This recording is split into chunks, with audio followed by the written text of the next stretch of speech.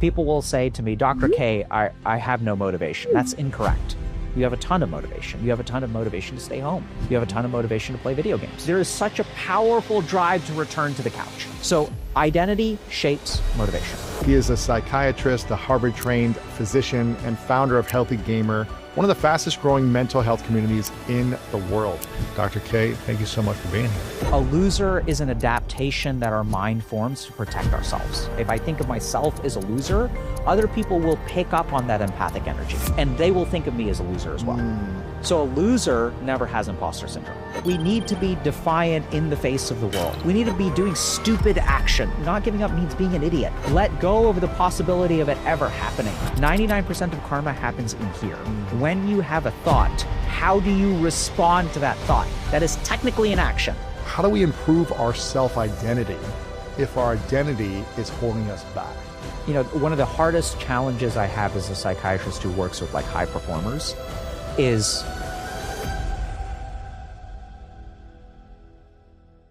we were just talking maybe for the last hour about our lives and challenges we've overcome and what we're up to in our lives. And one of the things that I really care about here on the School of Greatness is helping people unlock their potential. okay. Helping people live more meaningful, harmonious lives, helping people be on mission in their lives, having healthier relationships in their lives, and really living from a place of peace rather than pain. And everyone's gone through pain. Everyone's gone through some type of trauma or suffering or sadness or loss or grief. And some of these things shape their identities. And I truly feel that our identity shapes our view of the world, and it can either support us in creating the life we want, or it can keep us stuck in feeling more traumatized, victim, and things like that. And I'm curious, how do we improve our self-identity if our identity is holding us back? I mean, my goal and what I try to help a lot of people do is to get rid of identity entirely. So if we look at like the function of identity, you're spot on that your identity is the lens through which you view the world. So, you know, I've worked with many people who will adopt a negative identity. So the first thing to understand is even a negative identity, like I'm a loser, is not actually a negative identity. A loser is an adaptation that our mind forms to protect ourselves. So I was struggling with gaming addiction when I was like 18 years old. And, you know, I had hopes, I had dreams, and not being able to achieve those dreams is so painful. So one of the ways that we adapt is we become something that is not capable of success, right? So there are winners in life and there are losers in life. And I am a loser. And that thought comes with a lot of a negative emotion. The mistake that a lot of people end up making is they try to get rid of that negative emotion. They try to think like, okay, I'm a loser. Instead, I should be a winner. And there's a lot of value to a positive mindset, which we can get to, but like, let's understand the fundamentals. First thing to understand is if you have a negative identity, it is serving you in some way. The human brain, our mind has evolved with all of these structures. And one of the simplest ways, I'm sure you've had injuries, right? When you have an injury, the first thing that happens is we'll form scar tissue. So scar tissue is tough, it's fibrous, and it protects us. So the negative identities that we form help us from facing other things. So if I'm a loser, I never have to try anymore, right? If I am lazy, it's not my fault. Because there's the people out there who are disciplined and there are people out there who are lazy. And I'm one of the lazy ones. I'm unlucky. Then the problem becomes that our identity literally shapes the way that we move through the world. So if I think of myself as ugly and I go on a date, my expectations of the date, the way that I show up is going to heavily affect the date because human beings are empathic. So if I walk into a room and I believe of myself, if I think of myself as a loser, other people will pick up on that empathic energy and they will think of me as a loser as well. So, you know, if you go into a job interview and you don't think you belong, I see this all the time. It's really interesting. I see a ton of imposter syndrome. When I was at Harvard, I would see a ton of imposter syndrome. And you'd think that imposter syndrome is fixed by success. But actually success, we'll get to this, I'm getting a little bit all over the place, but imposter syndrome is actually created by success. What do you mean? I know it's weird. So a loser never has imposter syndrome. You get that? Yeah. People only think they're imposters when they achieve things. It's really That bizarre. they don't believe they're meant to achieve. Exactly. Yeah. Right? So when I end up at a place at like Harvard, there's a ton of imposter syndrome.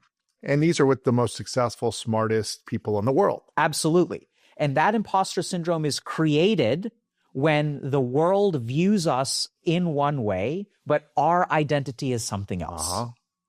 So the reason we have so much imposter syndrome at a place like Harvard is because you have a bunch of kids who thought of themselves as the smartest kid in the class. And then the moment they get into Harvard, I used to be valedictorian, now I'm average. I'm a nobody. Yeah. Right? And then you're with you're with your peers, and suddenly used to be number one, now you're average. And so you feel like you don't belong because you've never been average. And everyone's jockeying to like one up and smarter than, and I know this better than you. And absolutely. Right? So identity is a tricky thing. So first thing is negative identity is protective. So if you have some part of your identity that you think is bad, that you want to get rid of, wrong approach. Ask yourself, what is this identity doing for me? Yeah. When I think of myself as a loser, how does that protect me? You mentioned that it's serving you in certain ways, but it may not be empowering you to live your fullest potential. Absolutely. And even a positive identity is not going to empower you to live to your fullest potential. So we'll get to that, right? So there are identities that we have that protect us from some negative things, and then we have positive identities too. So going back to the negative identity, this will shape the way that we perceive the world. So it creates some kind of filter. Agree? Yes. So I'm a loser, or I'm not beautiful, or I'm ugly, or I'm stupid. Right. This identity that we speak and believe to ourselves shapes the way we view the world. Yeah. And it also shapes things like our motivation. So this is going to get a bit technical for a second, if that's okay. But we get motivated based on an action success calculation. So what our brain does is it looks at what the possibilities are. And if the possibility of success is high, it will be motivated towards it, right? This is why... We'll be more motivated. If we believe there's a high possibility to succeed. There will be more motivated, right? This is why, like, if we sort of think about, if I tell you, oh, hey, can you get me a glass of water?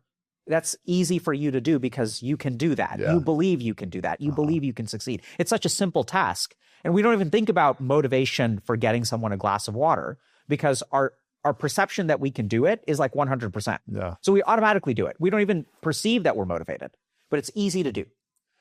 Now, if I don't believe I can do something, and if I can guarantee you that just about every human being who's watching this has something that they're capable of doing, but they don't believe that they can do it. And think about all the things in your life that you can have done that you did not think that you were capable of. And when you don't think you're capable, it becomes so hard because naturally the part of your brain that is telling you whether you can do it or not, if it doesn't believe you can do it, you have to overcome yourself. Your limiting beliefs. Yeah. You have to force yourself. You have to use things like willpower. Right? It's not you're not really motivated. You have to you're motivated to not try. Yeah. And you have to force yourself. But that comes from your identity. And then the moment that you believe that you can do it, it becomes easier to do. The big problem here, and you were asking a question about identity, is in our, if we have some negative identity, that will prevent us from doing certain things. It also motivates us to do other things. So this is what a lot of people don't realize. People will say to me, Dr. K, I have no motivation. That's incorrect. You have a ton of motivation. You have a ton of motivation to stay home. You have a ton of motivation to play video games. Sit on the couch, Sit on the couch, right? Yeah. And just think about how motivated you are. If anyone pulls you out of that, there is such a powerful drive to return to the couch. Yes. So identity shapes motivation. Then we get to positive identity, where positive identity says, I can do something, I'm capable of doing things. Sometimes, this positive identity can turn into things like ambition. It can even turn into narcissistic tendencies, right? So narcissism is a particular kind of positive identity. I think I'm great. I think I'm awesome. I'm the best. Other people are not as good as I am. So in Sanskrit, we have this word ahamkar, which means ego. And there are three kinds of ego. There is a tamasic ego, which is like a negative identity. That is an identity which keeps you inert. It makes it hard for you to move. And then there is the rajasic identity. This is the identity that motivates you to act. But this is also the identity that I have to do it. And it's not even that I'm great. I need to do it. I need to accomplish something. I need to help the world. I've worked with so many people who are 52 years old, multimillionaires, and are working themselves towards a heart attack because they have this identity. I need to do it. I need to make people proud. I need to have an impact in the world. I want to do good. And so even in service of that, they will have a lot of motivation. But the really interesting thing is that their motivation keeps them from slowing down. I'm motivated to always move. I can't rest. Yeah. I can't sit still. A lot of high achievers or high performers have that. Absolutely. That struggle to slow down, to rest, to take a break. And we all covet them. I wish when I woke up in the morning, I would flagellate myself. I wish I was so consumed by passion that I could work 90 hours a week, 100 hours a week. I wish I was like that. But those people suffer too. They wind up in my office.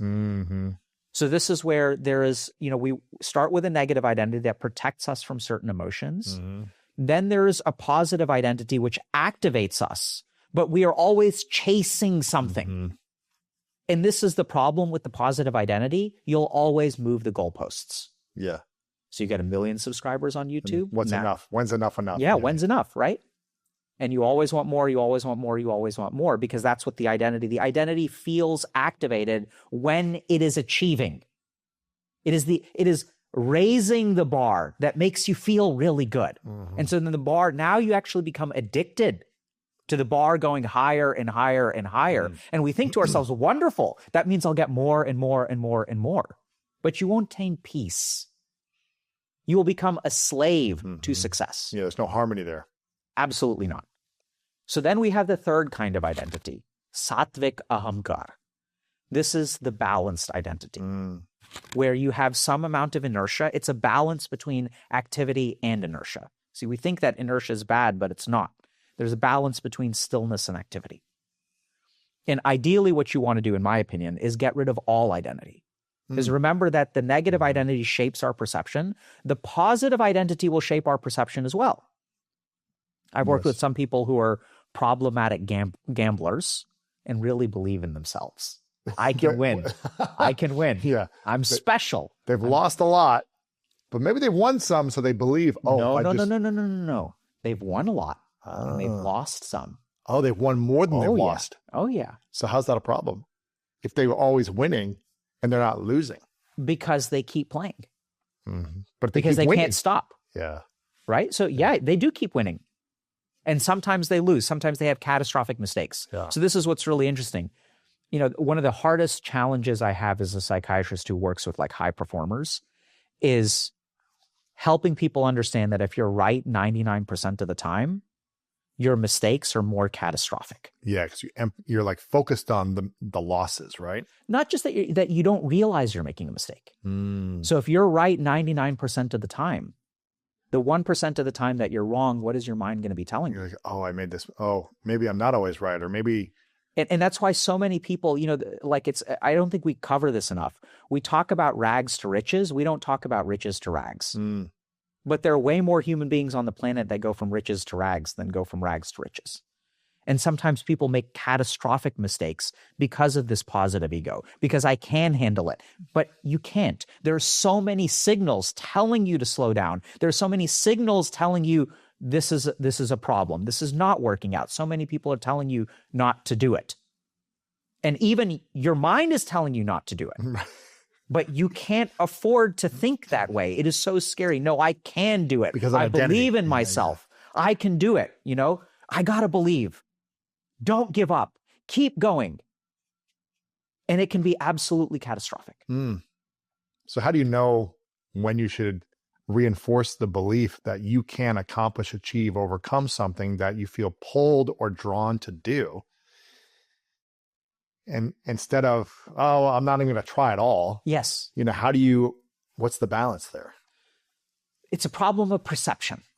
So if we look at how identity literally neuroscientifically shapes us, it shapes our perceptions.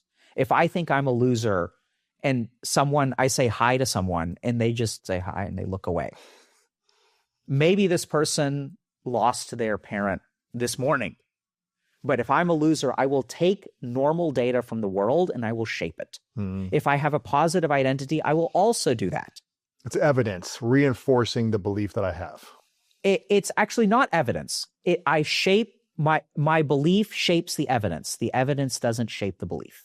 My belief shapes the evidence. Right. So I see something, it could be a neutral event, but then it's shaping the belief. Yes. And this is a huge problem where, there are so many people I work with who are way too nice. And they're compassionate and they're kind and they're forgiving. And they get screwed time and time and time again. They think every human being on the planet deserves to be loved. So I'm going to let someone walk all over me. Walk all over me. Or not even walk all over me. I will let someone take advantage of me once and I will forgive them. And I will let them take advantage of me again. And I will forgive them.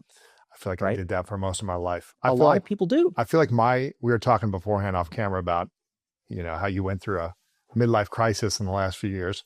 I don't know if you publicly shared that, but I feel like my midlife crisis was a couple of years ago as well. And it was shedding 95% of relationships in my life that I had that I felt like that I needed to create boundaries in those relationships.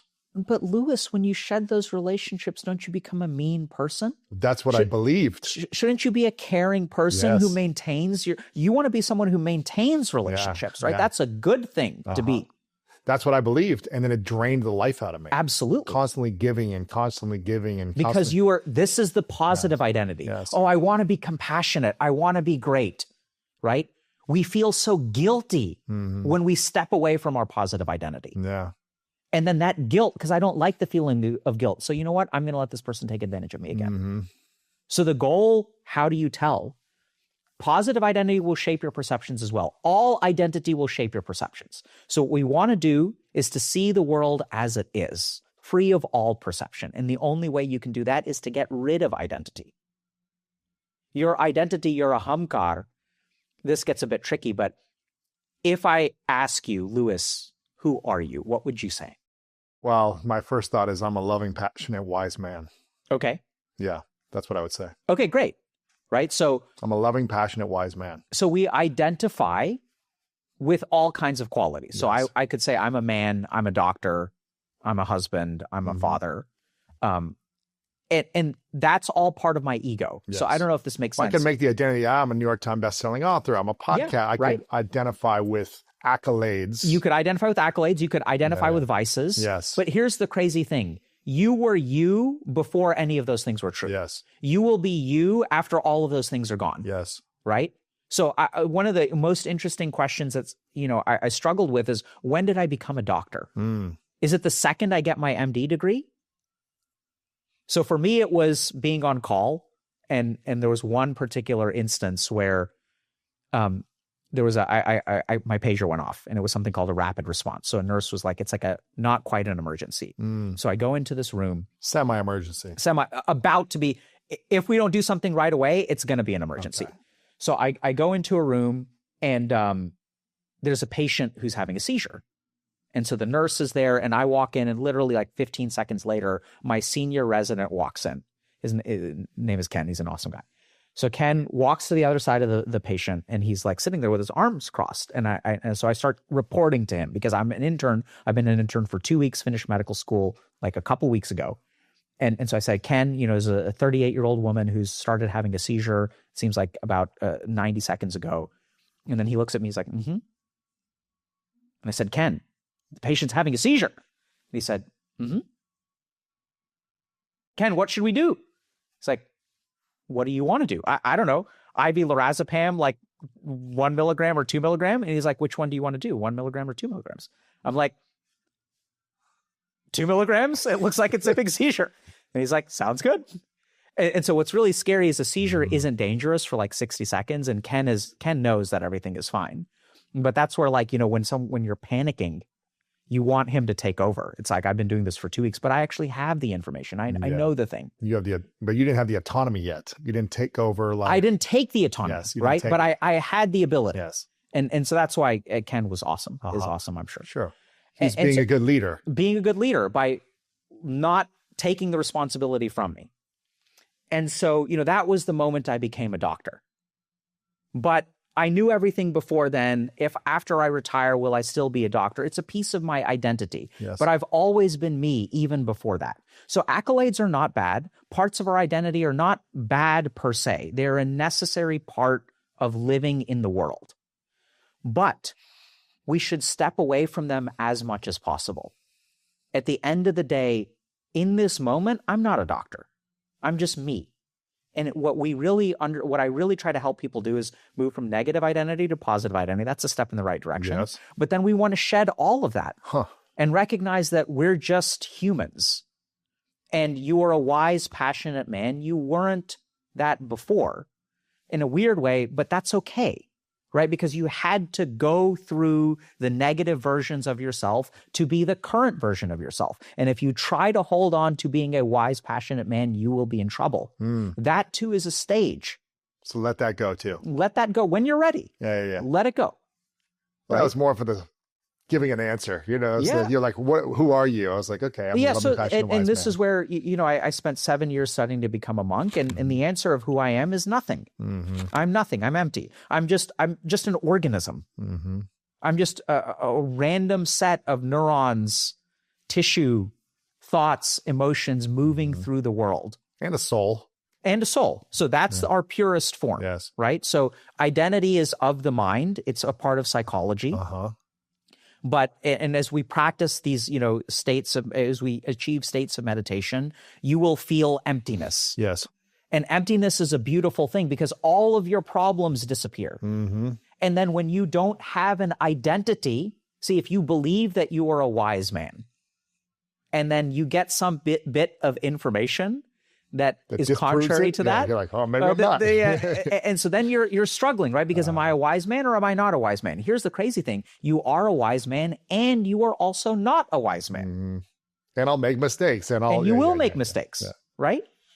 And you will make mistakes that will lead to your wisdom.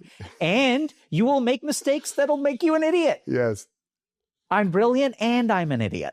To hold multiple identities. I know a lot and I know nothing. Absolutely, right? So that's how we transcend. There's this word that gets thrown around a lot. So I think the ultimate goal is to transcend identity, to move away from all of those things, that all of those things are a part of you, but they're not you, right?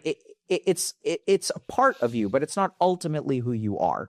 And when you step away from that, that's when you stop thinking of yourself as wise, then you will be able to recognize your mistakes and you will be able to recognize your wisdom. Yes.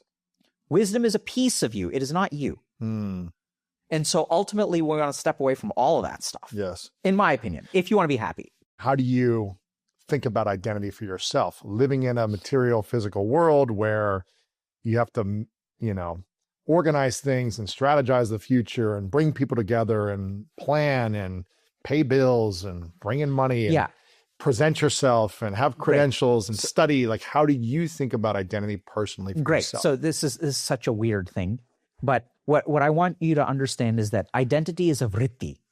Vritti is a fluctuation within the mind. Identity is not an object. It is an activity. Yes. Okay. So I know ongoing. And goes away. Yeah. Okay. So I want you to literally think about this precisely. Okay. When you're taking a dump, are you a wise, passionate man? I still am, but I'm in that moment taking a dump. How would I know that you were a wise, passionate man if I were to it would be more of a self-reflection of a knowing, but someone else want to know. So in that moment, you're not a wise, you're just a dude taking a dump. Yeah. Right? So this is what I mean. So your identity literally activates and deactivates. That's what people need to understand. Okay. It is an energetic pattern. So we know this because like we have this thing in psychiatry, we talk about the narcissistic defense. What is that? That is when we pump ourselves up when we feel threatened. So if I say, you're stupid, you say, no, I'm not. Here are all the reasons how I can prove to you that I'm not stupid. So that's narcissism. If you criticize a narcissist, they will put you down. They'll attack you back. They'll pump themselves up. So identity, literally, if you look at like, as you go through the day, right? And maybe I'll use another example. So, I don't know if this is public or not, but I think you've just had a couple kids. Yeah, it's public. Right. So, when you're holding one or both of your daughters, you are just a dad. I'm just present. You're just present, right? Yeah. You're not even a dad. It's weird. We think a dad is everything that you do for your kids. When you're holding them in that moment and they're asleep in your arms or you're watching them sleep, you're not even a dad. You are just an organism that is in bliss. Observing, right? You're just in that moment. And when you're doing that, like someone else will see a dad in you, but in your mind, there's no identity of dad. Right? There's identity of dad when they take their first steps. There's identity of dad when you watch them graduate. There's maybe identity of dad if they get married one day. That's when there's identity of dad. But in the moments that you're with them, there's no identity. So identity is something that turns on and turns off. So for me, and this is what becomes important because we require identities to function in the world. Right? I have to have an identity as a doctor in order to be a doctor. I can't let that go. So it is important for you to step into identity. Perfect. At different times. And then step out of it, right? Okay. When someone comes at you, you need your ego. I'm not a POS. I deserve respect. What you are doing is not okay. I deserve better. But this is the key thing, and this I think gets misunderstood a lot because in these contemplative traditions, we talk about being egoless.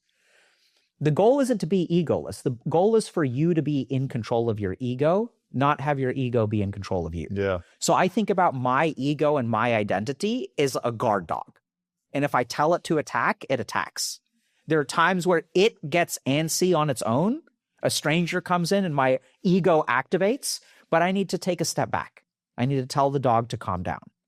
This is not when a patient says, hey, Dr. K, I've been coming here for 6 months and I don't even know if I'm getting better. Right. And then I say, I am a Harvard-trained psychiatrist. If you are not, I have thousands of patients that are getting better. You are not getting better. You're the problem. Yeah. You're the problem. Yeah. You are not doing the treatments properly. That's why. It's not my fault. And then that naturally arises. The narcissistic defense naturally arises. And there may be times where I have to defend myself. And there may be times where I need to receive that criticism perceive that in the right way. Is there a part of your identity or ego that still gets the best of you? Every day. All the time. I think for me, it's being a loser. That's what you believe or think? Yeah, I am a loser.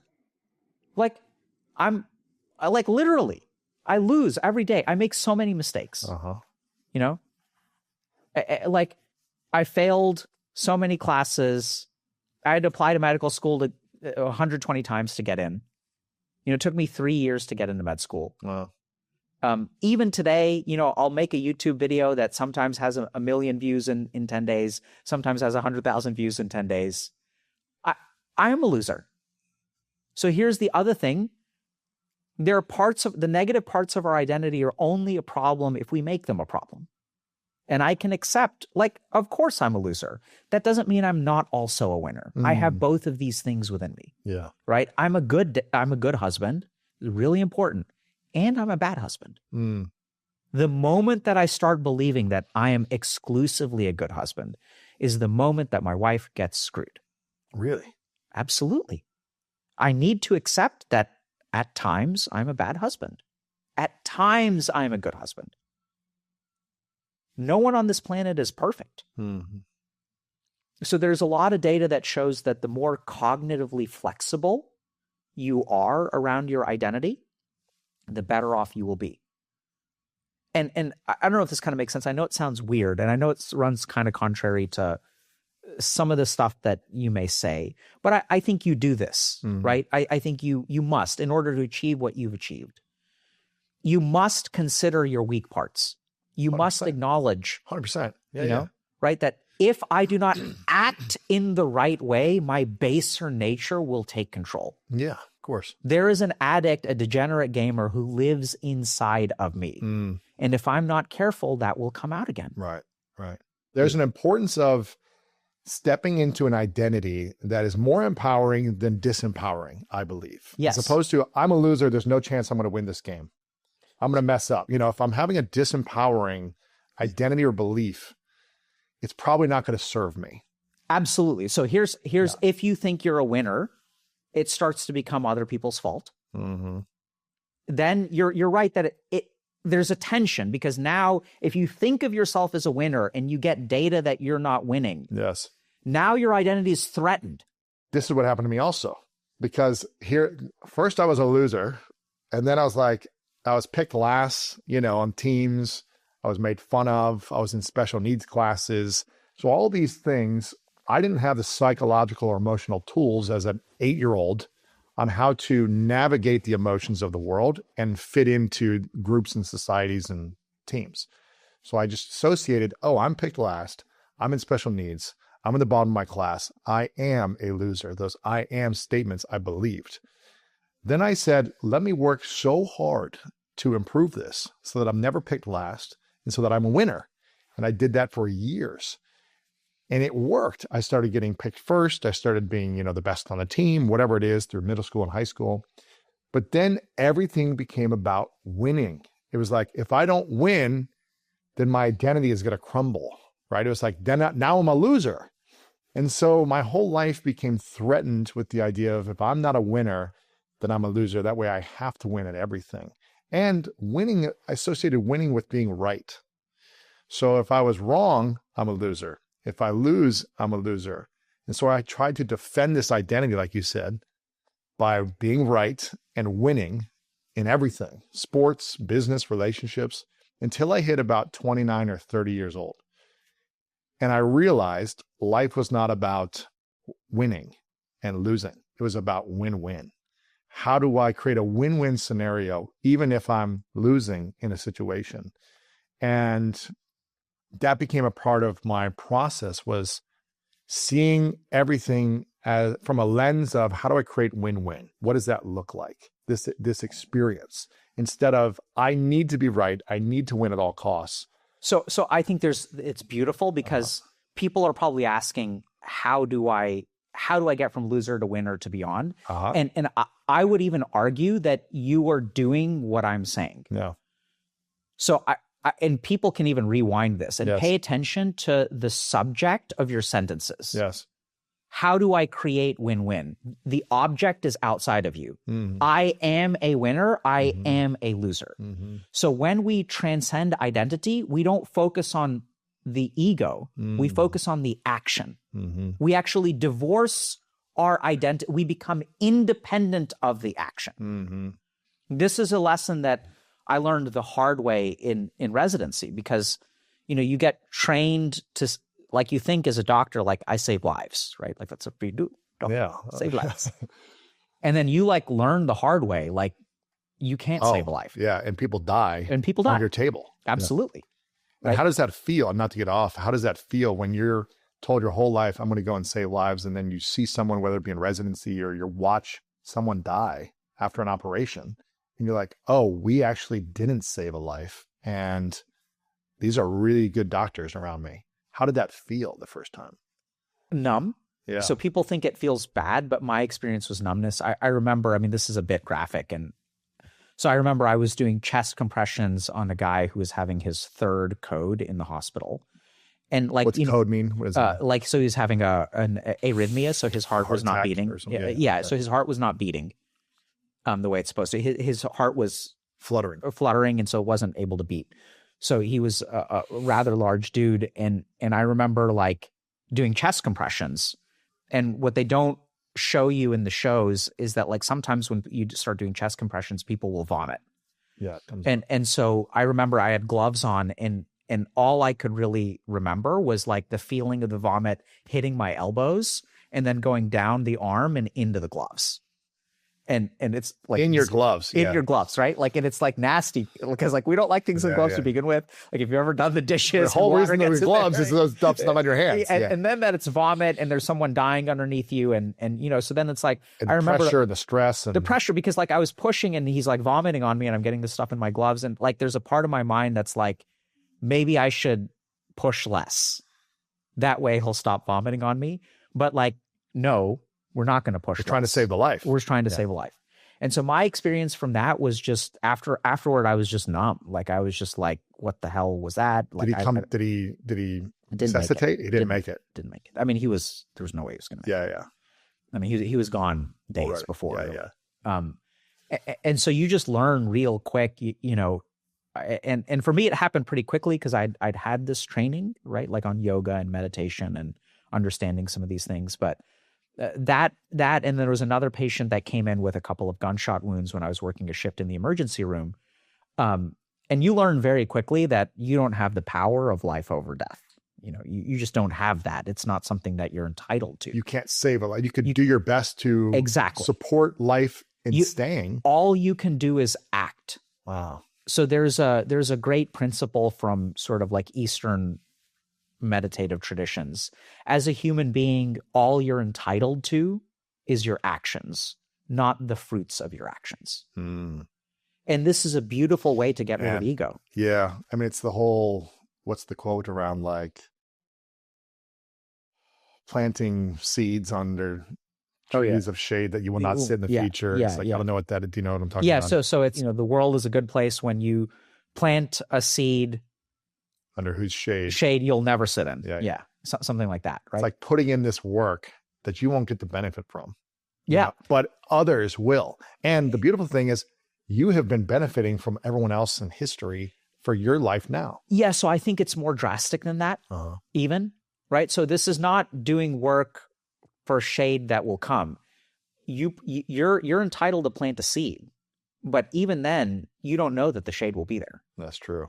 So as a human being, as a doctor, you don't, like, you can do everything, right? So I work now with people who are like suicidal, and like you can do everything that you can do, but you can never stop a human being from taking their own life.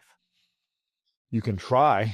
That's as hard as you can go. And that's the huge part, right? So the moment that you start focusing on your actions, what can I do? Not what happens. Too many people are held back by their ambitions. They're held back by the target because we think to ourselves, okay, like if I don't have a goal, how am I going to motivate myself? But you have to be really careful about a goal as a source of motivation. Should we have goals? Sure. Why do you hesitate? So let's think about how a goal affects the motivational system. So I think we should have goals with care. Should we have goals without focusing on the outcome of the goal as part of our happiness? Yes. So we should be we should have goals, but we should be detached from our goals. From the results. Yeah. So a way to put it, like I'll kind of give a simple analogy to start, because then we're going to get technical. See, it's okay to want, let's say I want a fried chicken sandwich. It's okay to want a fried chicken sandwich, but are you unhappy if you don't get it? Let's say you go to a restaurant, you're like, hey, can I get a fried chicken sandwich? They're like, oh, we're out. How do you respond to that? Yeah. So one of the biggest challenges for me, so I was planning on becoming a monk and then met my wife. And then that was like, you're not allowed to be a monk. Yeah. And so I was really like struggling internally because I had this idea of like, okay, I'm going to be like free from attachment and celibacy, and I'm not going to be like these other humans who are, you know, falling in love. All these lustful thoughts. And feelings. I need to be better than that, right? Lust is for animals. I will be greater. So one of my teachers. So was it 7 years you studied to be a monk? Is that what it is? Yeah. But when you were studying to be a monk, I met my wife. You weren't being a monk. You weren't living as a monk. No, but I told her, I was like, girl, look, I'm sorry, babe. This is a temporary thing. You know, this connection that we have, like, really? it's temporary. Yeah. Like I'm planning on taking my vows. So it's like, it's fine for us to, you know, hang out and fun. Yeah. This would be my last hurrah. I just want you to know, out of respect, you know, really, I want you to know out of respect that I'm going to take my vows when, you know, a couple years from now. Why hadn't you taken it yet within 7 years? Oh, I tried. So at the age of 21, I went to my teachers and I said, hey, I want to become a monk. And they said, being a monk is about giving up your life. You have nothing worth giving up. Literally. Oh, so you have to have something. Exactly. Not They're just be like, I'm you're a just broke running 21-year-old. away. Yeah. You're running away. You haven't achieved anything. Ah, So first thing you should do is go back, get a doctoral degree, wow. And then give it all up. and then give it all. Come back when you're 30. And so they let me come back, and they're like, we'll continue teaching you and training you, but you don't get to take your vows until you're 30 years old and you have a doctoral degree. Those were their two requirements. Then you could give it up and come live like that. But okay. Not everyone has done that to become a monk, though. Some people are younger when they become a monk, right? Yeah. So, I mean, these were my teachers. Yeah. Right. So my teachers were amazing. They also knew me very well. They're like, yeah, you really don't want this. You don't realize. And they explained something interesting to me. They said that becoming a monk is going to be harder than anything you do in the real world. So if you can't succeed in the real world, you're not going to succeed as a monk. You'll fail as a monk. Yeah. Right. Wow. So Okay. so that's how I ended up getting a target of okay, I'm gonna become a doctor and To do something big that I Yeah. have to then sacrifice and give up. absolutely. So that was also where Then I'll be worthy. Then my ego will be worthy to be a monk. not quite, but Right. yeah, great joke. There's this is what I had at that time. I had the ego of having no ego. Yeah. I have no ego. Other people have ego. I'm so above No, everything. I'm beyond this. And speaking of identity, so I was. That's an identity in itself. That wasn't. It's an identity where I devalued the things that I had failed at. Sure. So, like in college, this is pretty classic. I don't know what your college experience was like, but like you're into a girl and you ask her out, and then she says no, and then you tell your bros, you're like, yeah, I wasn't that into her anyway. Right? She's not. That was beneath me anyways. Yeah, right? anybody Like cares. it's like Whatever. So we devalue things to protect ourselves. Yeah, We of develop course. this identity. Yeah. So when you were meeting her, you Yeah. said, I'm going to be a monk. This is for fun for the next year or whatever. But Yeah. then don't Yeah. be too attached to me. Yeah, I'll right. fall in love. Right. Because I didn't want to hurt her. Yeah, of course. Like, oh, I didn't want to hurt her. Yeah. Because like being in a relationship with me, like when it ends, it's so painful for anybody that I'm with. Oh my God. My compassion. I don't want to hurt you from the parting of me. Oh, shoot. And so, yeah. And then what happened? So the first thing is she's like amazing and she knows me well. So she was not worried at all. She's like, you're not going to become a monk.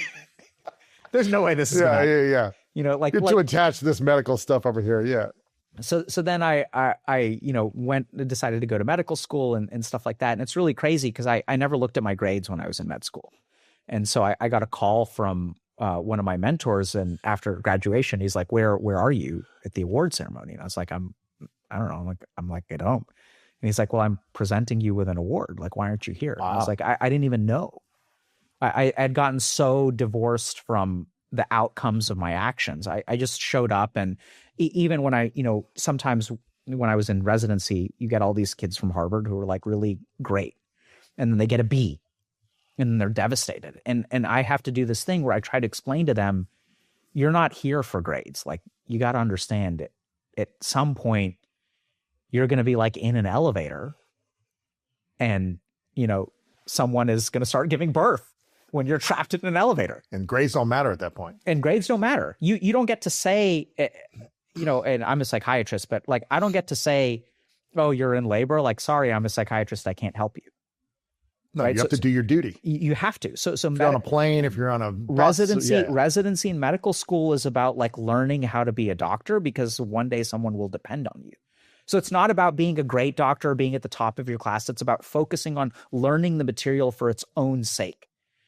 And I think when you talk about making things win-win, I think if we really were to do like an X-ray of your mental structure, we would see that you would be very focused on action. Mhm. You'd be altering your perception, right? You're not going to give yourself some pat on the back and, oh, I'm a winner and I'm a wise, compassionate man, like that's not the copium that you're going to be huffing, which is what the kids say nowadays. Just huffing. Okay. Yeah. Huffing copium. Okay. Yeah. That's what the kids say. Sure.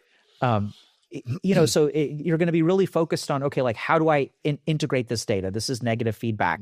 How do I incorporate this feedback? How do I plan on this feedback? So there's no you involved. It's almost like you're like, it's just information coming in, Yes. calculation, change in the outside world. Mm-hmm. And people may think that feels really sterile, but the other side of it is when you're holding your child. There's no ego there. There's just you being present. And if we look at action, what's really cool about action is when you're one with action, that's when you're the most present. So just focus on doing the thing.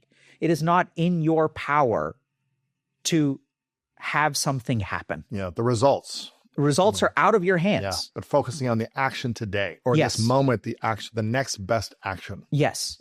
And this is the problem we were talking about goals. The problem with goals is that goals actually get us away from actions. Really? Yeah. How so? When is a goal? It's a weird question, I know. When is a goal? Yeah.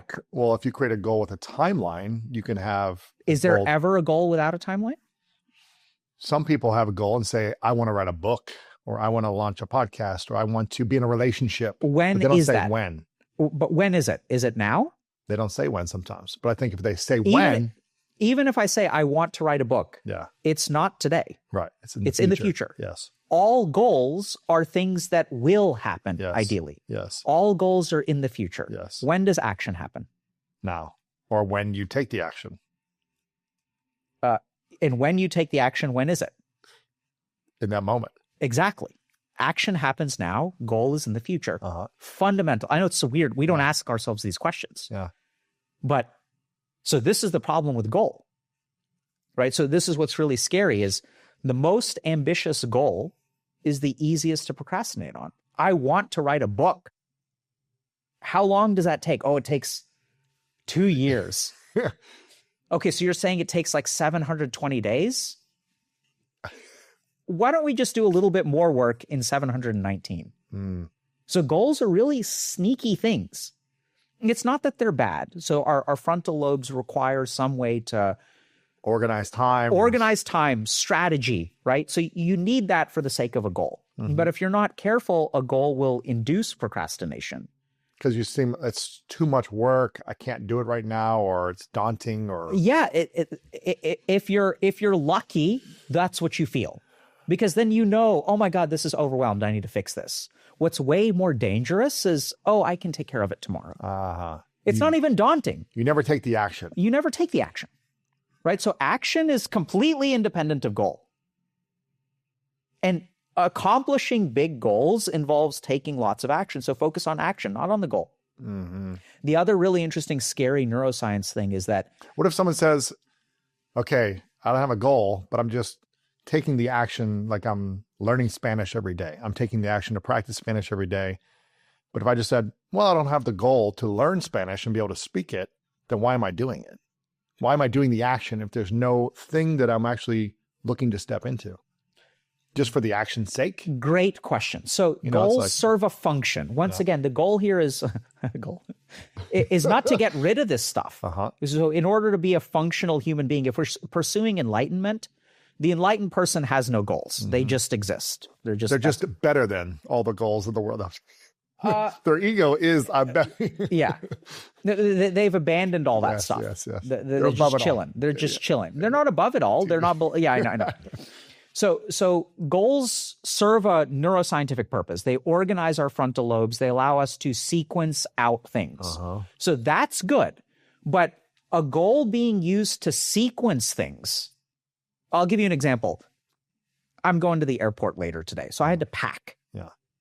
But packing it's not like it's a goal that I have to do, but I'm not like attached to it anyway. It just helps me organize the sequence of events, and then I have to take the actions. Yes. There's no identity caught up in it. I'm not like, Luis, Look at me. trained at Harvard, Yeah. packed my own undies. Yeah, you know, yeah. I'm great, bro. You know, so this is where goals are important, but we should never have them serve a greater function than what they really should be serving. What should they be serving? Helping us organize action. That's it.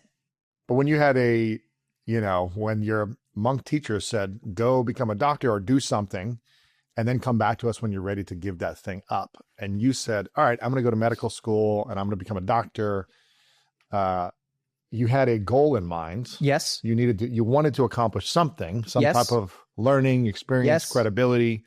And there was a deadline to when you Yes. wanted to accomplish it by, right? Great. So how did you navigate the goal and the actions with that? Yeah. So a beautiful example, because it's an example of I didn't care that I accomplished the goal. This is the really weird thing. You didn't care if you were going to accomplish it or not. No, so I needed to accomplish it, right? So goals are necessary, but we don't need to get attached to them. We don't need to get hung up. They're necessary steps, just like packing. I have to pack.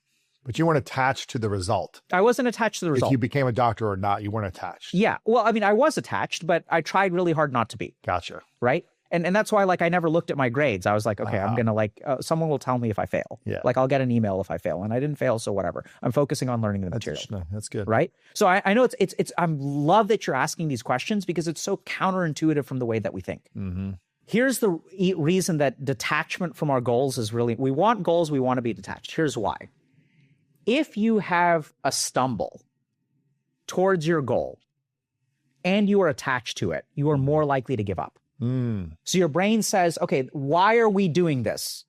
We're doing this in order to get this. And now we get a bit of information that becomes less likely. So then our brain says, okay, we're not going to achieve the goal.